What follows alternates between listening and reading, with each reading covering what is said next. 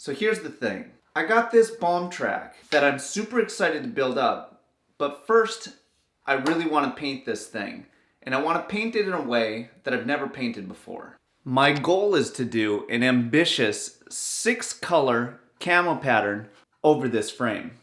But to do that, I essentially have to rearrange the whole shop to set up a place for spraying paint. This is a totally new medium for me. This is kind of a big project. I feel a lot of resistance towards starting it, and I am going into the unknown, so that's always scary, a little bit exciting. It feels daunting.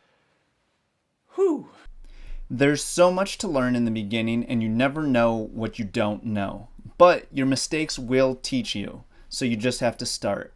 So one of the main things about spraying paint that I learned through my research is airflow and exhaust. It's massively important so you don't choke yourself out and so paint particles don't land on everything. So the first thing I had to do was build an exhaust box, and I wanted it to fit the same filters that we use for our home furnace. This fan that I got, I realized real quickly, was not strong enough and also a fire hazard because the motor is inside the unit, so the chemical fumes blow over the electrical motor, which is a fire hazard. So I upgraded to a better fan, which was stronger and the perfect fan for what I needed. Next was the compressor. Compressor is a whole huge thing. I barely remember half of the research. You need a big compressor to get the right amount of CFMs, and you need a filter to stop moisture from the tank into the spray gun and creating splatter. Compressor I got on Craigslist actually had a lot of these parts, which was great because it was a lot of research to try and figure out even if these would work. And I tried them and they did. Next I had to figure out how I was going to mount the bike on the bike stand, and I thought maybe PVC pipe would work or some kind of dowel, but these did not work. Ultimately, I ended up going with a seat post that I already had and just put some masking tape around it to create some friction. Not ideal, but it worked. Next, I had to mask off any holes and plug up any threadings with bolts. A cool tip was skateboard bolts did really well for like the bottle mounts, and I had more of those than I had other bolts. Oh, and round paper dots work really good for covering up the dropouts on the fork and the back of the bike. Then I had to set up a spray booth, which is essentially a small space that has controlled air with airflow going one specific direction so that paint doesn't float around the room. So to do this, I did a very DIY version, hanging plastic. I did the walls and then the ceiling also. It works. It was fine, nothing fancy. The shop has 2 windows on either side of the shop. My philosophy was one window would be air intake and the other one with the fan is the outtake. And I had to sweep everything to make sure I could get rid of as much dust as possible before I started painting. Then I wanted to test the whole setup with water to just make sure everything worked. So the paints that I used on this bike are called Duracoat. It's an all-in-one, so it's a paint and a clear coat mixed together. It's very durable. It's for firearms, so I knew it would be strong enough for a bike. This stuff works great. It dries quick. It's easy to handle.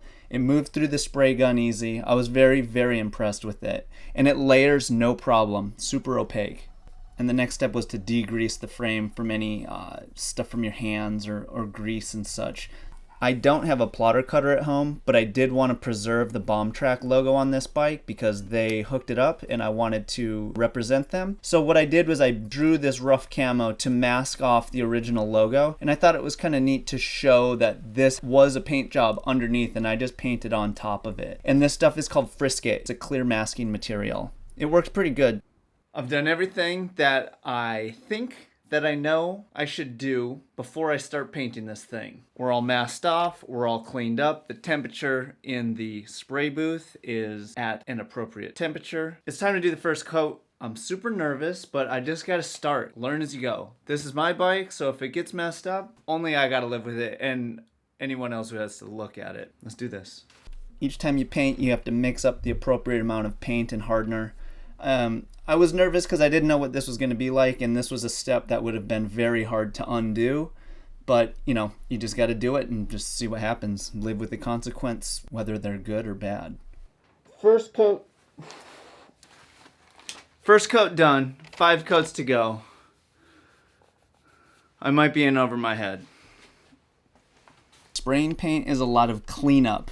I use paint thinner, but it's a whole thing. You got to clean out the gun and the tip and pull it all apart and flush it, and yeah, it's a whole thing. Stencils. Putting stencils on is pretty straightforward. There's a link to the stencils that I ordered below. Just, one of the steps. Second coat. Multi-dark brown.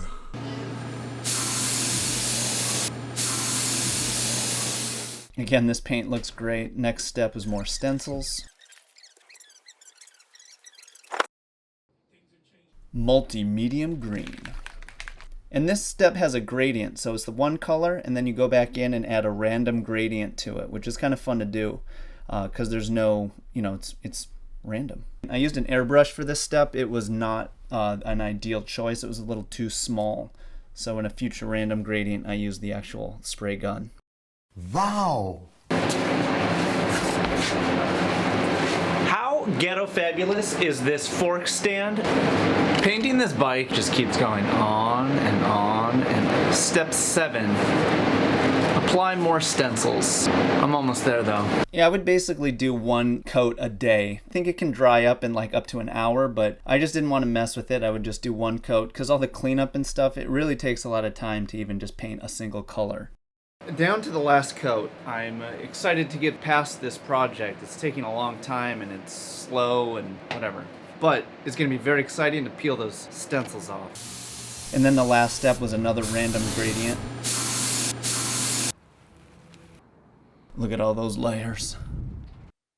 Take off all the bolts and reveal the stencils. This was a very exciting part because I got to see if it would work and if the stencils was going to pull up any of the paint, which would not have been cool.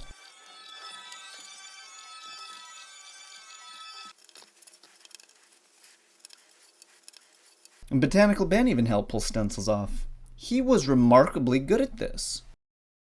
So I have a question about how to get rid of the residue, and there's like lips between each layer. So I'm going to call the paint wizard Lucas Strain. Because Botanical Ben has no idea. I don't do paint.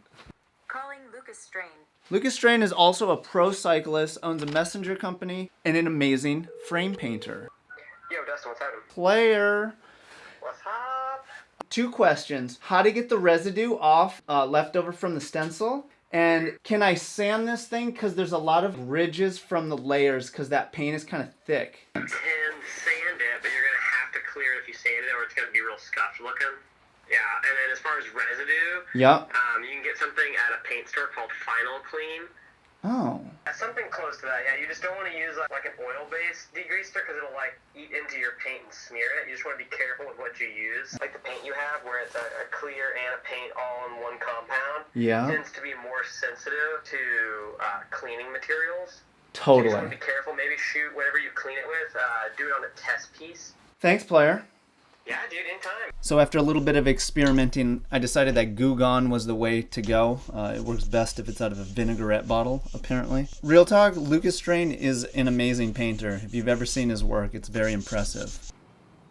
And I was very happy with the end result. I think it looks awesome. It's going to be rugged, it's going to be durable, it's perfect. It's for being in a terrain where you don't necessarily want to be seen. So this thing is utilitarian and it matches the seat covers in the truck. Maybe am I kind of a redneck? And then it was time to put away the booth and open up the shop for its next project. So I hope you guys found this informative and are able to use some of this stuff on projects your own. A real simple way to support the series is to subscribe. On the top right there is a link to some printed goods that I've made just for you. And who's going to paint a bike now?